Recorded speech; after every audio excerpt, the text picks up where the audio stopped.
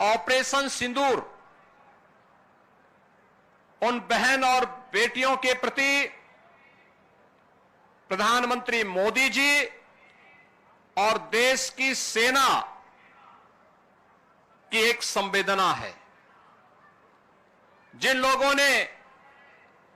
भारत की बहन और बेटियों के सिंदूर को छीनने का दुस्साहस किया था, कल की स्ट्राइक में उन्हें अपना खानदान खोना पड़ा है और दुश्मन के काराना हरकतों का जवाब ये नया भारत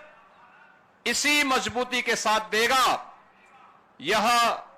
प्रधानमंत्री जी ने पहले दिन ही देशवासियों को आश्वस्त किया था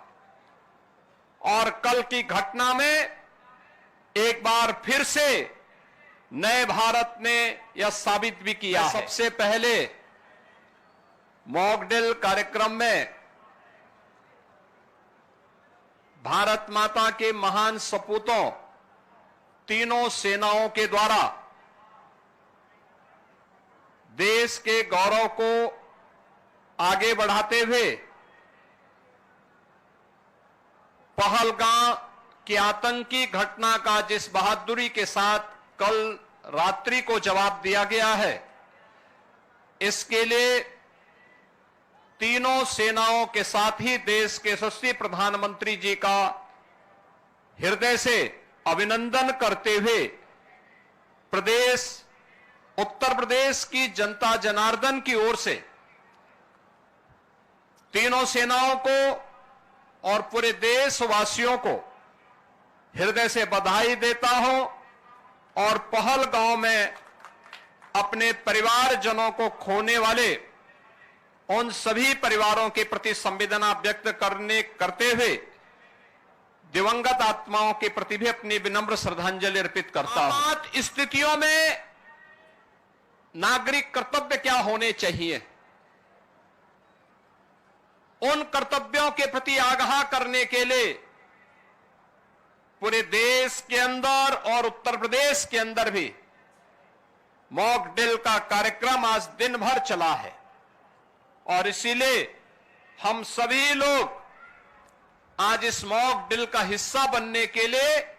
एक नागरिक के रूप में आपके बीच में यहां पर उपस्थित हुए हैं। हमें भी अपने कर्तव्यों को समझना होगा। आज जब पूरा देश एकजुट होकर के भारत की बहादुर सेनाओं के पराक्रम का लोहा दुनिया मान रही है, तो हमें भी देश की सेनाओं के साथ सेना, अर्धसेना, पुलिस बल और उन सभी संस्थाओं के मनोबल को बढ़ाने के लिए पूरे मजबूती के साथ उनके साथ खड़ा होना होगा। ये मॉक ड्रिल का कार्यक्रम उसी का हिस्सा है। आपातकालीन कोई स्थिति ऐसी पैदा होती है, उन स्थितियों में हमारा दायित्व बनता है